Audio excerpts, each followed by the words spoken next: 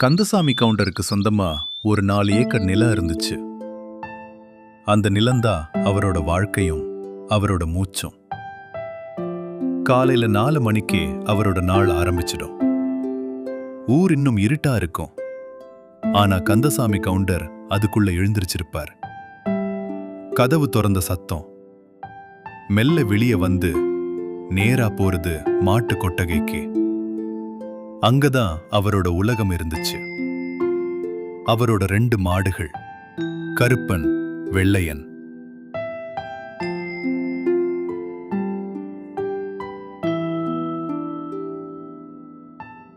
அந்த 2 மாடுகளையும் பார்த்தாதான் கந்தசாமி மனசுக்கு ஒரு நிம்மதி வரும். முதல்ல அவங்களுக்கு தீனி போடுவார். அப்புறம் அவங்களோட தலைய தடவி கயிறை அவிழ்த்து வெளியே கூட்டி போவார்.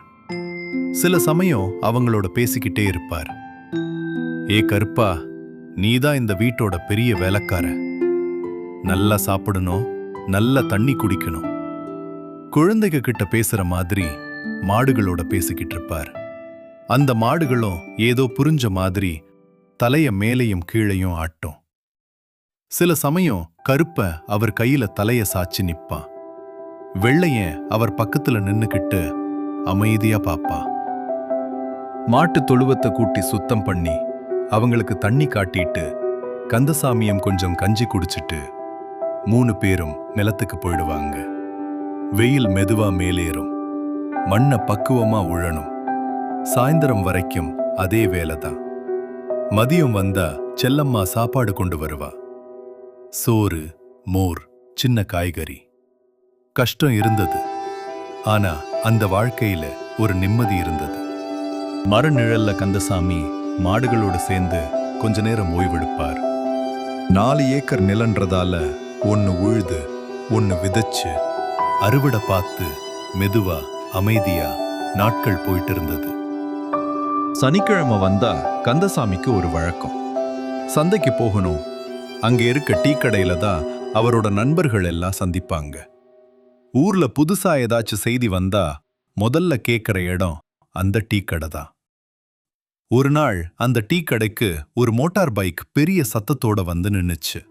அதிலிருந்து இறங்கினா புரோக்கர் கணேசன். அவனுக்கு எந்த விவசாயியும் எதிரி இல்ல, நண்பனும் இல்ல. அவனுக்கு தெரிஞ்சது ஒண்ணுதான், கமிஷன். அவன் கையில ஒரு நியூஸ் பேப்பர் இருந்துச்சு. அத மேசை மேல விரிச்சு வச்சு சுத்தி நின்னவங்கள பார்த்து சொன்னா, இதுதான் நம்ம எதிர்காலம்னு. அந்த நியூஸ் பேப்பர்ல இருந்தது ஒரு சிகப்பு கலர் டிராக்டர். அந்த நாள் முழுசா டீ கடையில பேச்சு அந்த டிராக்டரை பத்தி தான். கணேசன் கந்தசாமிய பார்த்து சொன்னா, கவுண்டரே, மாடுகளோட இன்னும் எவ்வளவு நாள் தான் வேலை பார்க்க போறீங்க? ஒரு டிராக்டர் வாங்குங்க, வேலை சீக்கிரமா முடிஞ்சிடும்னு. அந்த வார்த்தை கந்தசாமி மனசுல ஒரு விதமான எண்ணத்தை விதைச்சுது. அன்னைக்கு சாயந்தரமே அந்த பேப்பரை வீட்டுக்கு கொண்டு வந்தார் கந்தசாமி. பாரு செல்லம்மா, இந்த வண்டி நம்ம 4 ஏக்கர் நிலத்தையும் 2 நாள்ல உழுதுருமா. காலை சீக்கிரம் எழுந்திருக்க வேண்டாம், மாடுகளுக்கு தீனி போட வேண்டாம், டீசல் போட்டா போதும். செல்லம்மா அந்த பேப்பரை வாங்கி பார்த்தா. விலை என்னன்னு கேட்டா. கந்தசாமி சொன்னார், கவர்மெண்ட் மானியம் தருதான், 30% அவங்க கொடுத்துடுவாங்க, நாம பேலன்ஸ் மட்டும் கொடுத்தா போதும். செல்லம்மா எதுவும் பேசல. ஒரு ராத்திரி செல்லம்மா மெதுவா கேட்டா, இந்த டிராக்டர் வாங்கணும்னு உங்களுக்கு நிச்சயமா தோணுதான்னு. கந்தசாமி நிதானமா சொன்னார், நம்ம வாழ்க்கையும் கொஞ்சம் முன்னேறணும் செல்லம்மா. அந்த வார்த்தைக்கு அவ எதுவும் பதில் சொல்லல. அமைதியா தலைய ஆட்டினா. மாடுகளை மெதுவா உழுறப்ப கந்தசாமி மனசு மட்டும் வேகமா ஓட ஆரம்பிச்சிச்சு. ஒரு நாள் அவர் முடிவு பண்ணிட்டார், டிராக்டர் வாங்கணும். புரோக்கர் கணேசனை சந்திச்சார். பல லட்சம் ரூபாய் கொடுத்து டிராக்டர் வாங்க அவர்கிட்ட காசு இல்ல. கணேசன் சொன்னா, மானியம் இருக்கு, 30% அவங்களே தருவாங்க. பயப்படாதீங்க கவுண்டரே, நான் இருக்கேன்னு தைரியம் கொடுத்தான். எல்லாமே சரியா தெரிஞ்சது. கந்தசாமி கையில இருந்த கொஞ்சம் காசையும் செல்லம்மா கழுத்துல இருந்த மாலையும் வித்து அட்வான்ஸ் கட்டினார். தாலுகா ஆபீஸ்ல ஃபார்ம்கள் எல்லாம் நிரப்பி ரொம்ப நாள் காத்திருந்தார்.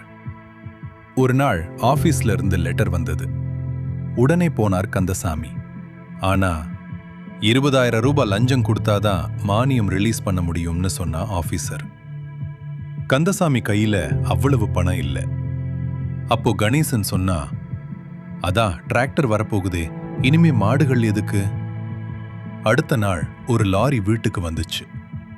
கருப்பனும் வெள்ளையனும் அந்த லாரியில ஏறினாங்க. லாரி கிளம்புற நேரம் வெள்ளையன் மட்டும் திரும்பி கந்தசாமிய பார்த்தான். அந்த பார்வை கந்தசாமி மனச ஏதோ பண்ணுச்சு. லாரி முட்டு சந்த கடற்கரை வர மாடுகளையே வெறிக்க வெறிக்க பார்த்துக்கிட்டு இருந்தார் கந்தசாமி. 2 நாள்ல புது டிராக்டர் வந்துச்சு. சிகப்பு கலர், புது வண்டி. ஊர்காரங்க சுத்தி நின்னு வேடிக்கை பார்த்தாங்க. பசங்க எல்லாம் அதுக்கு பின்னாடி ஓடினாங்க.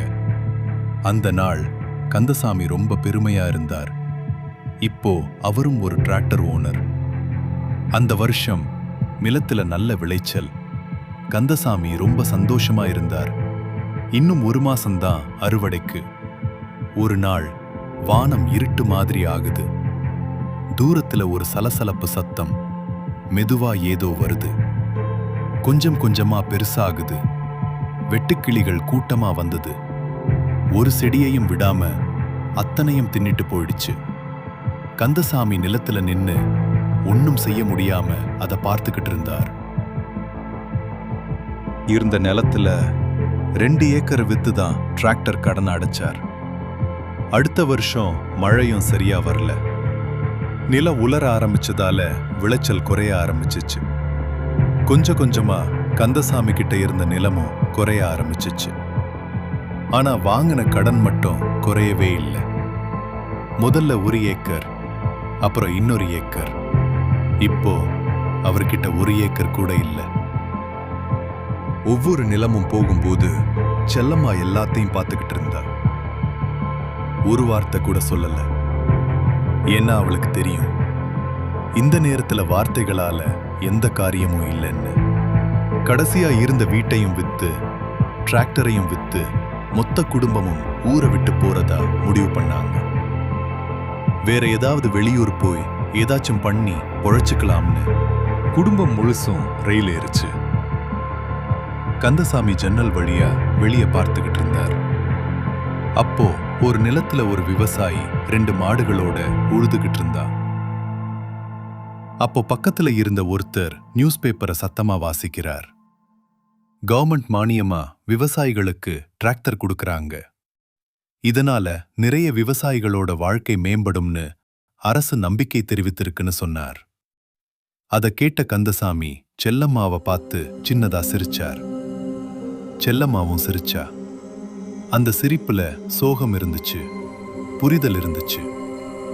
ஒரு வாழ்க்கை முழுக்க நடந்த பயணம் இருந்துச்சு. ரயில் முன்னாடி போயிட்டு இருந்தது. கந்தசாமி வாழ்க்கையும் ஒரு புதிய வழியை தேடி முன்னாடி போயிட்டு இருந்தது.